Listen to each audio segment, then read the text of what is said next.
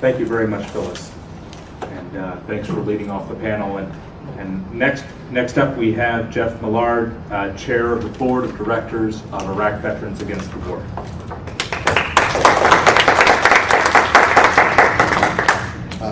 I actually wanted to start out by addressing something I actually went in the military in 1998 when I was fresh out of high school at 17, and I just recently finished my Bachelor's of Arts in American Studies from SUNY Buffalo, where I spent a semester teaching American pluralism.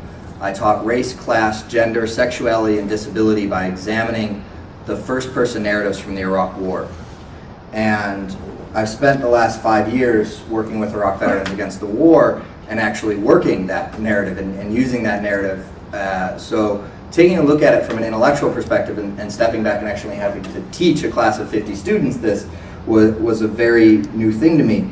And so what I'm going to try and do here is a little bit different than what Phyllis did. I'm going to try and answer X, the question that was posed. Okay? So let me actually grab it right from here and read it and see if I can answer it, which I'm sure not, but I'll try. Peace, advocacy, and defense reform, an oxymoron or a necessity? An oxymoron? Yes. A necessity? Most assuredly so. And they're not, the two are not necessarily opposed to each other. There's plenty of oxymorons that still operate in everyday necessity. When I spent a year in Iraq, we depended very heavily on military intelligence, which is certainly an oxymoron. Okay? But how do we do this?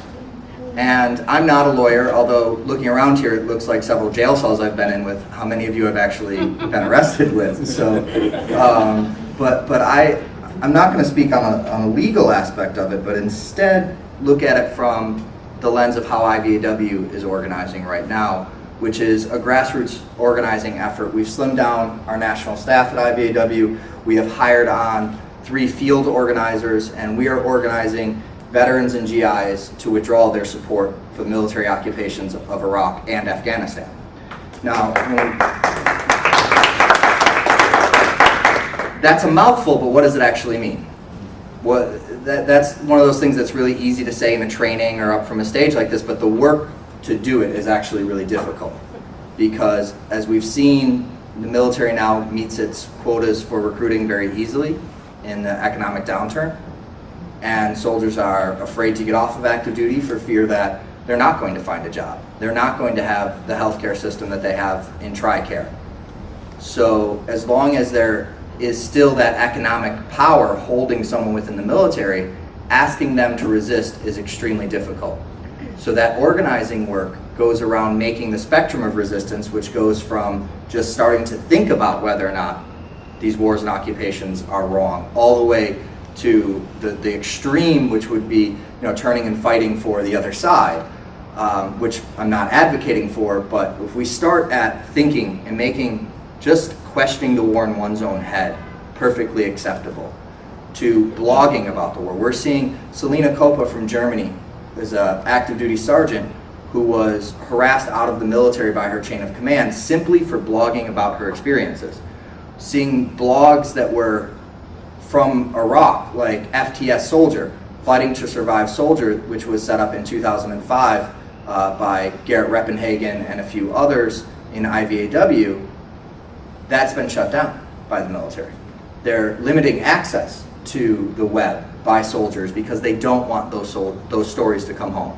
Because when those stories come home, there's a webisode recently out, and a quote from mine made in there, and I still stand by it, which is that all war stories are inherently anti-war if you tell the truth of what happened. They're inherently anti-war. Think about the most courageous thing you could think about in war. Someone under fire, already wounded, runs into a burning Humvee to drag out his buddy. That's one of the most heroic war stories you could possibly tell.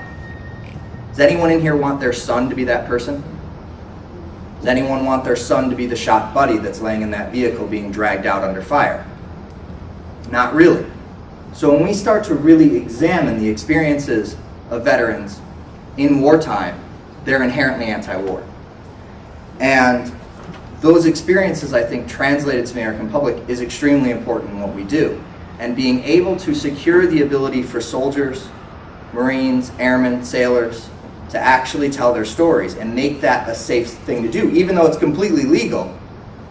Those of us who've been in the military know that the military rarely considers legality in its actions.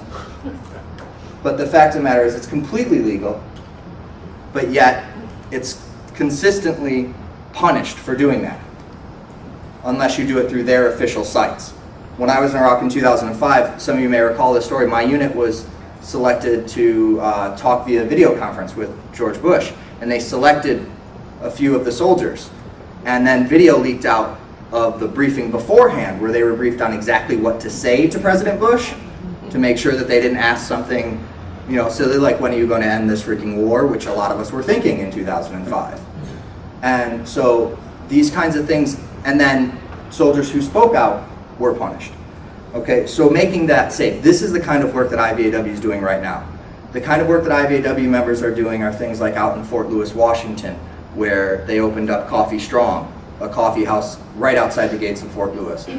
We have another coffee house right outside of Fort Hood, Texas, which is Under the Hood. Thank you. Under the Hood Cafe. And when we were to do this, so let me bring it back then to the necessity part and the oxymoron part, which is the oxymoron of peace activists talking about defense strategy. Well, how is that possible? Well, how is it not possible? We're peace activists. Should we not be concerned about what our military does? We should own that military. Just because you're a pacifist doesn't mean you should stop caring about what that military does, because when you're overseas, it doesn't matter whether you're a pacifist back home.